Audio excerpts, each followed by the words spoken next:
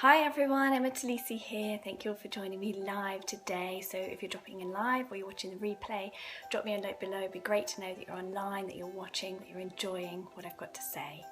So today I wanted to ask you, what is your turning point?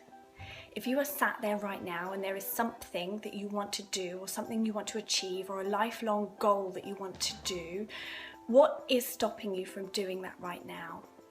I want to ask you, what has to happen in your life to make you go out there and achieve your goals and achieve your dreams? What is your turning point? Does something major have to happen to you to make you realize how precious life is and how short life can be, and that there is no point in waiting? I wanted to share with you a little story of something that happened to me almost 11 years ago now.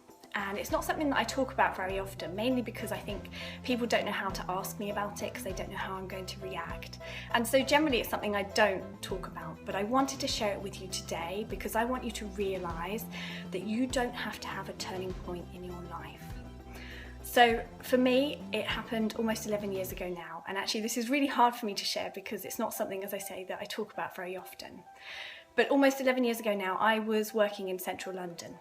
And I had gone to work that day, and it's really funny the things that you remember on a day when something major happens in your life. And I had got on the tube heading towards Holborn Station. That's where I worked, was in Holborn. And it was an unusually busy day, and it was unusually packed that day. And I remember we got to King's Cross Station, and there was a guy on the platform who really wanted to get on the tube, and he couldn't get on. It was literally, we were packed in so tightly on this tube, none of us could move around at all. And he was shouting and screaming and effing and blinding because he wanted to get on this tube because he was going to be late for work if he didn't catch this tube right then and there. And to now it seems really silly to think about it because, you know, the tubes come every 3 or 4 minutes. So, you know, why was he screaming and shouting? He just was. He wanted to get on the tube and he couldn't get on. And the doors closed, and obviously that shows you how packed it was that we were in this tube. And the tube pulled away from King's Cross Station, and that's when it happened. There was a massive explosion, and it felt like the train was about to derail, and there was smoke and fumes and dust and screaming that was going through this cabin. And at first I had no idea what had happened. I thought the train had hit something and derailed. It turned out that a bomb had gone off on the tube that I was on. And I didn't know what to do. So the first thing that I did do was I literally fell to the floor and grabbed my knees. And I just stayed there hugging my knees. And this woman who was stood next to me, she leant down, she thought I'd hurt myself, and she said to me, "Are you okay?" And I just said, the first words that came out of my mouth were, "I'm too young to die." That's what I said. Honestly, in that moment I thought that was it.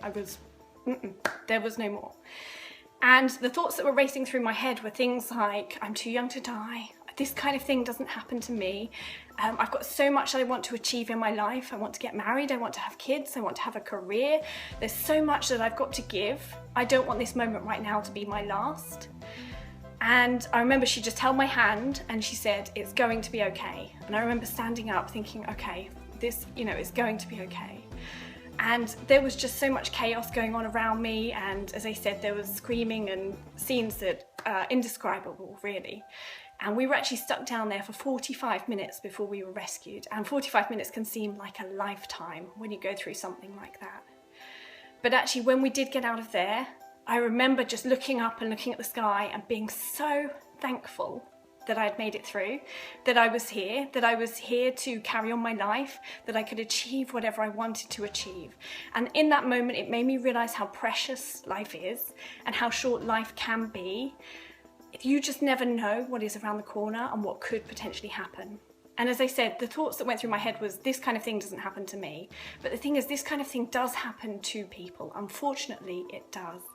And so you do not know what's around the corner. So if you were sat there right now and you were waiting for a turning point in your life, you're waiting for something major to happen to make you realise how precious life is, do not wait. You do not have to wait for that to happen to you. You can pick this moment right now as a decision that you are going to go out there and achieve your goals and achieve your dreams and do whatever it takes to get to where you want to go. Because as I said, you do not know what is around the corner. So what I want for you to do for me right now is firstly drop me lots of love hearts, because I feel like I need lots of love hearts floating across the screen right now.